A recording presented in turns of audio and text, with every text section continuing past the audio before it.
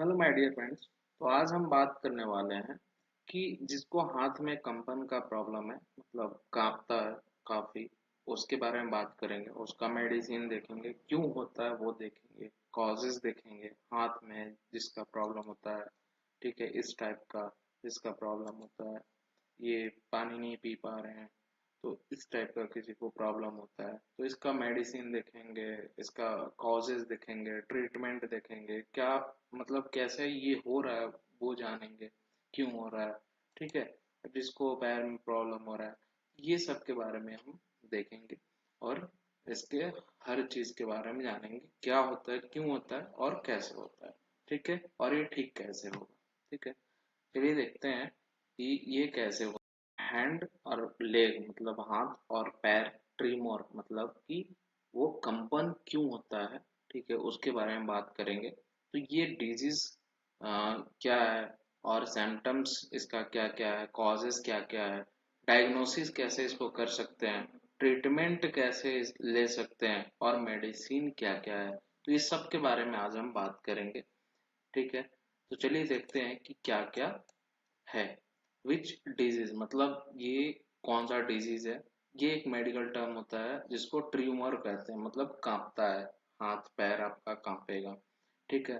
ये इन वो voluntary muscles ये इसमें रहता है, मतलब कि ये हमारे ब्रेन से कनेक्टेड नहीं होता है, मतलब कि हमारा ब्रेन काम नहीं करता, वो ऑटोमेटिक काम करता है, सेंस नहीं देता है, ठीक है। और ये डायरेक्टली मतलब इनवॉलेंट्री में मतलब कहा जाए तो कि विदाउट सेंस काम करेगा ये, मतलब उसको बताने की जरूरत नहीं है, ऑटोमेटिक वो काम करता रहेगा, ठीक है। उसको हम कंट्रोल कर ही नहीं सकते, उसको हम इनवॉलेंट्री कहेंगे। साफ मतलब ये है, ठीक है। किसी भी चीज को आप नहीं कंट्रोल कर सकते हैं, जैसे अगर आप हार्ट को ही देखिए ना जी। हार्ट है ना हमारा, दिल है ना, उसको हम नहीं कंट्रोल कर सकते हैं। उसको हम चाहेंगे रोकना, फिर भी रुकेगा क्या? नहीं रुकेगा। उसको हम क्या कहेंगे? इनवॉलेंट्री कहेंगे। लेकिन अगर हम किसी को हाथ से मार रहे हैं तो उसको हम रोक सकते हैं, हाथ को रोक सकते हैं, लेकिन हार्ट दिल को नहीं रोक सकते हैं, ठीक है। तो वही इनवॉलेंट्री हो गया, ठीक है। तो वही प्रॉब्लम हो जाता है ट्रीमोर में, हाथ और लेग में, उसी के बारे में बात करेंगे। नर्वस सिस्टम से प्रॉब्लम हो जाता है, जो कि न्यूरोलॉजिकल डिसऑर्डर उसको बोलते हैं, ठीक है। Tremor muscles contraction is a responsible for this problem, मतलब हम बताएं कि जो मसल कॉन्ट्रैक्शन होता है और वो कांपता है, उसी को हम कहते हैं, वही प्रॉब्लम होता है। सिम्टम्स हम देखेंगे कि क्या क्या होता है। शेकिंग हैंड मतलब हाथ हिलते रहता है, ठीक है। Unable to hold this thing, हम आपको दिखाए थे कि कप से पानी पी रहा है इंसान, वो अच्छे से पी नहीं पा रहा है, ठीक है। शेकिंग ऑफ फिंगर, वो फिंगर को हिला रहा है केवल, वो अच्छे से, मतलब वो शेकिंग मतलब नहीं कर पा रहा है, मतलब वो कंट्रोल नहीं कर पा रहा है अपने आप को। शेकिंग ऑफ लेग, हम लेग वाला भी दिखाए थे आपको कि वो ऑटोमेटिक हिल रहा है, वो कंट्रोल नहीं कर पा रहा है, ठीक है। Can not hold glass, glass का भी हम दिखाए थे कि वो पकड़ नहीं पा रहा है।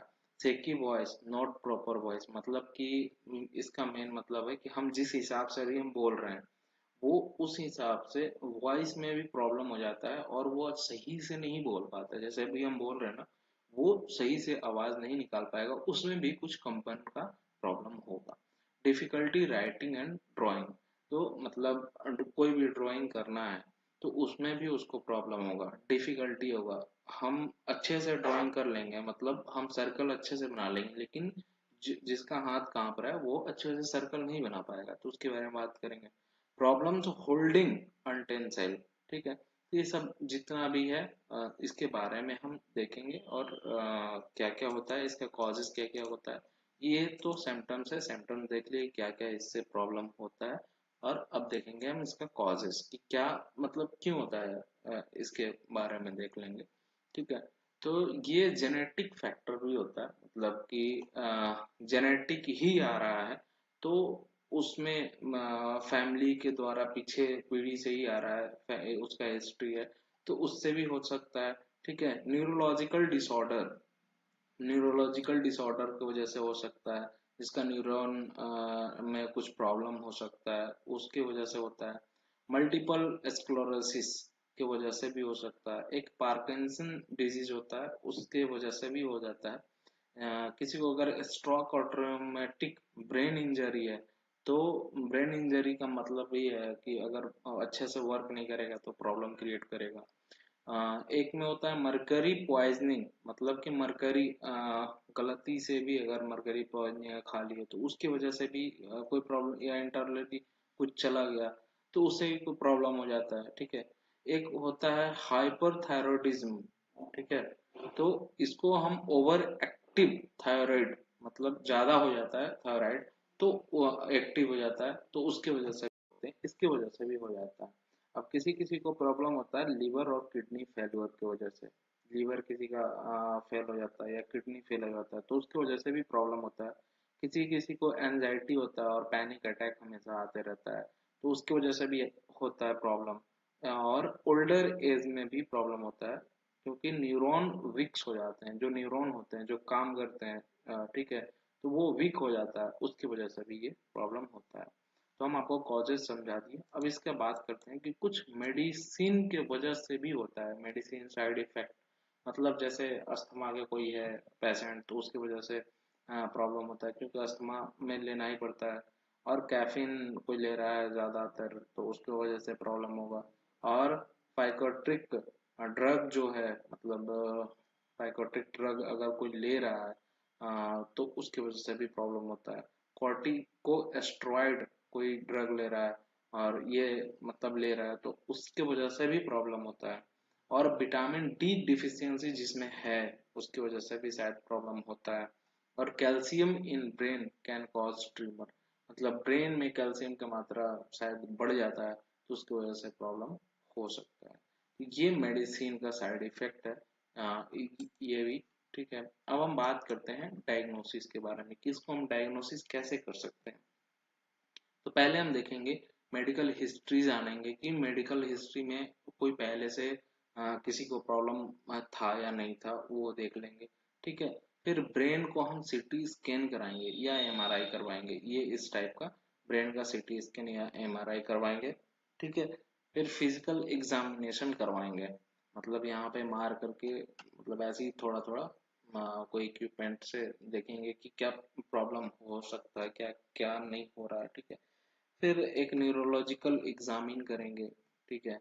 फिर ब्लड और यूरिन टेस्ट, ये ब्लड और यूरिन टेस्ट का कुछ सैंपल लेंगे और उसको टेस्ट करेंगे। और जो हम राइटिंग और ड्राइंग टेस्ट के बारे में बता रहे थे वो देखिए ये है। हम प्रॉपर तरीके से ये कर लेंगे, लेकिन जिसको प्रॉब्लम है, हैंड ट्यूमर है, तो वो अच्छे से नहीं ड्रॉ कर पाएगा। ठीक है ना। तो वही हम बता रहे थे। ठीक है। तो ये डायग्नोसिस में आ जाएगा। अब हम बात करेंगे कि इतना सारा डायग्नोसिस आप करवा सकते हैं और एग्जामिन करवा सकते हैं कि क्या प्रॉब्लम है क्या नहीं। अब हम बात करते हैं ट्रीटमेंट पे आते हैं। ट्रीटमेंट में हम फिजिकल थेरेपी करवा सकते हैं, मतलब ये फिजियोथेरेपी करवा सकते हैं, फिजिकल थेरेपी, जो कि ट्रेनिंग दिलाएगा और वो उसकी वजह से आप ठीक हो सकते हैं।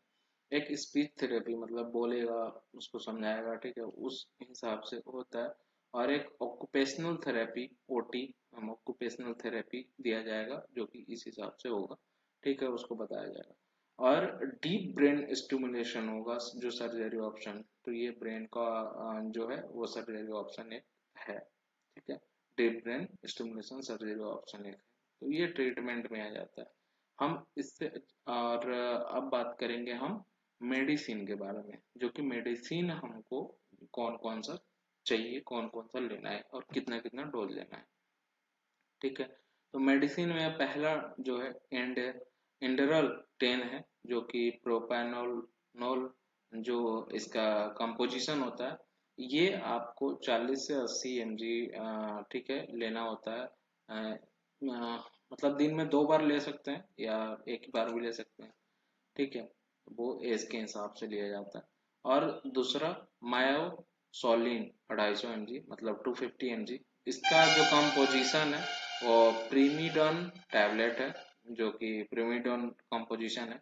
ये एक या दो ले सकते हैं पर डे। ये डिपेंड करता है कि आप कितने एज के हैं, ठीक है, और कितना ज़्यादा प्रॉब्लम है। और तीसरा जो है अल्प्रेक्स है 0.5, ठीक है। ये मतलब 3 टाइम ले सकते हैं, ठीक है, एक दिन में 3 टाइम ले सकते हैं। तो ये है, लेकिन पूरा डॉक्टर के सलाह के वजह से सलाह से ही लेना है। तो ये 3 टाइम ले सकते हैं पर डे, ठीक है। और इसमें जो कंपोजिशन है अल्प्राजोलम होता है। नेक्स्ट हम क्लोरेस्ट है 0.25 mg, ये भी 3 ले सकते हैं पर डे, ठीक है। इसमें क्लोनिनाजीपाम है, ठीक है। और नेक्स्ट मिर्टाज है जो 15, इसमें मिर्टाजैपिन इसका कंपोजिशन होता है, ठीक है, तो इसको भी ले सकते हैं आप। टोपा मैजिक का नेक्स्ट जो था, ये टोपा मैजिक 25 mg है, जो कि टोपिरामेट इसका कंपोजिशन है। इसको हम एक दिन में एक ही बार लेना है, ठीक है, एक दिन में एक ही टेबलेट इसमें लेना रहता है, ठीक है। अब हम बात करेंगे गावापिन 100 mg का, जो कि ये भी गावापेंटिन इसका कंपोजिशन होता है, एक दिन में एक ही बार लेना है। अब नेक्स्ट जो है लेवेरा 250 mg से 750 mg तक आप ले सकते हैं, दिन में 2 बार ले सकते हैं। ये लिविटीरासीटम है, जो कि आप इसको दिन में 2 बार ले सकते हैं, ठीक है, सुबह और शाम, ठीक है। अब हम बात करेंगे विटामिन डी सप्लीमेंट का। इसमें एक सैचेट भी आता है और एक कैप्सूल भी है D3 का, ठीक है।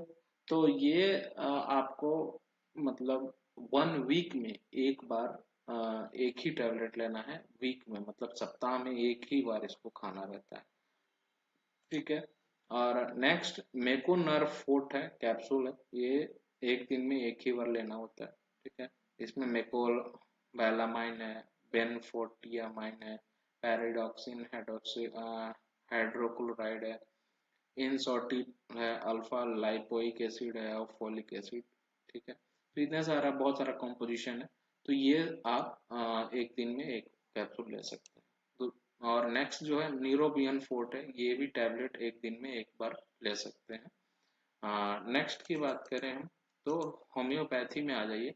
SBL जेल्सिमियम सेम परवीरेंस, ये 3 से 5 ड्रॉप लेकर के पानी में डाल करके और 2 से 3 टाइम आप इसको यूज कर सकते हैं, ठीक है। ये लिक्विड डाइल्यूशन होता है। और नेक्स्ट होम्योपैथी प्लम्बम मेटालियम, ये जो है ये भी आप 3 से 5 ड्रॉप ले सकते हैं, 2 से 3 बार आप इसको पी सकते हैं, ठीक है। नेक्स्ट जो है नेक्स्ट ये भी यही है, बस इतना सारा मेडिसिन हो गया।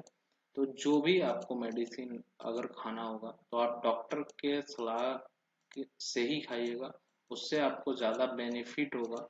और बेनिफिट के साथ साथ आपको किसी भी तरह का कोई भी मेडिसिन साइड इफेक्ट नहीं होगा इसके वजह से। इसीलिए हम आपको बता रहे हैं, क्योंकि ये प्रॉब्लम थोड़ा न्यूरोलॉजिकल डिजीज होता है, जिसको काम नहीं करता तो वो प्रॉब्लम होता ही है। तो हम बात करेंगे कि अगर आपको किसी भी तरीके का कोई मेडिसिन के बारे में जानना हो और अ, कोई डिजीज के बारे में जानना हो तो आप कमेंट जरूर करें। तब तक के लिए बाय, नेक्स्ट वीडियो मिलते हैं, जय हिंद।